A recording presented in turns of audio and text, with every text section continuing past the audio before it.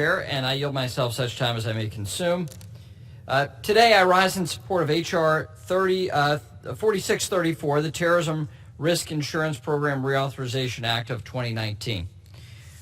For the last 17 years, TRIA has provided an important federal backstop for businesses that insure against the large-scale devastation caused by terrorist attacks. The federal backstop provides much-needed stability for the private terrorism risk insurance market, ensuring that small and large businesses alike have access to affordable coverage. Without federal involvement, the private market cannot adequately price for this type of risk, causing insurers to exit the market and leaving businesses without coverage. That would be a market failure, and it necessitates us acting in order to ensure that market failure does not persist. That's why we have this important program. That bipartisanship continues today, with Republicans and Democrats alike agreeing on the need to reauthorize the TRIA program for an additional 7 years.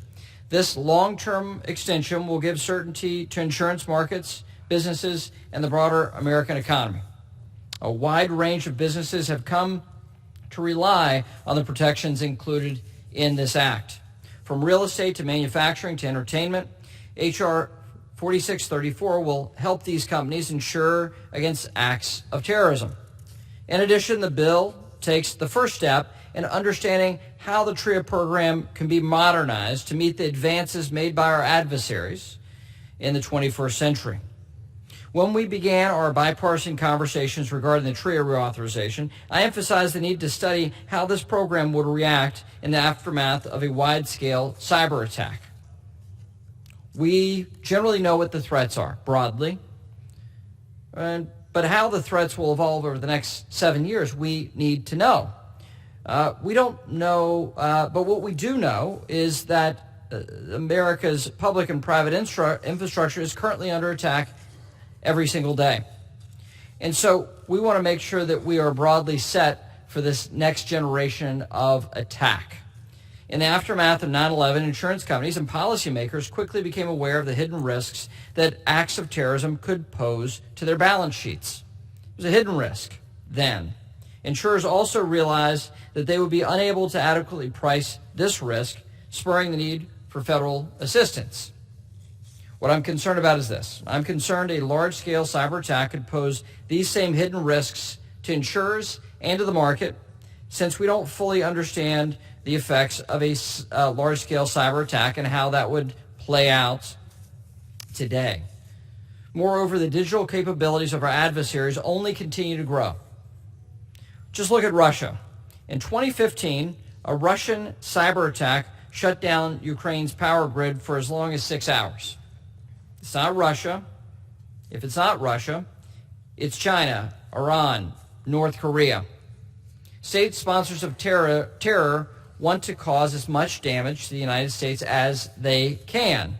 And that's not just the government sphere or utilities. It's every part of our economy. It's our duty to make sure that this program is adaptable to respond to any event that could become reality.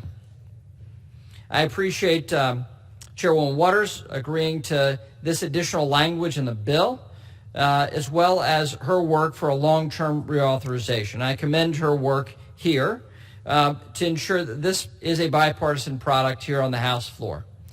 And from time to time, we may not agree, but on this important bill, we do see eye to eye. So bipartisanship is not always dead here in Washington. And I believe this bill, when enacted, will give our economy certainty and will show that we can respond to threats and we can talk across the aisle and come to rational conclusions. So I'd like, again, to thank Chairwoman Waters for engaging in this bipartisan collaborative process to reauthorize this important program. I'm also glad to know that the Senate will be marking up a similar version of the bill this week. That's an encouraging sign. And I'm optimistic it will become law, and once it goes to the president's desk in short order. So with that, Mr. Chair, I reserve the balance of my time.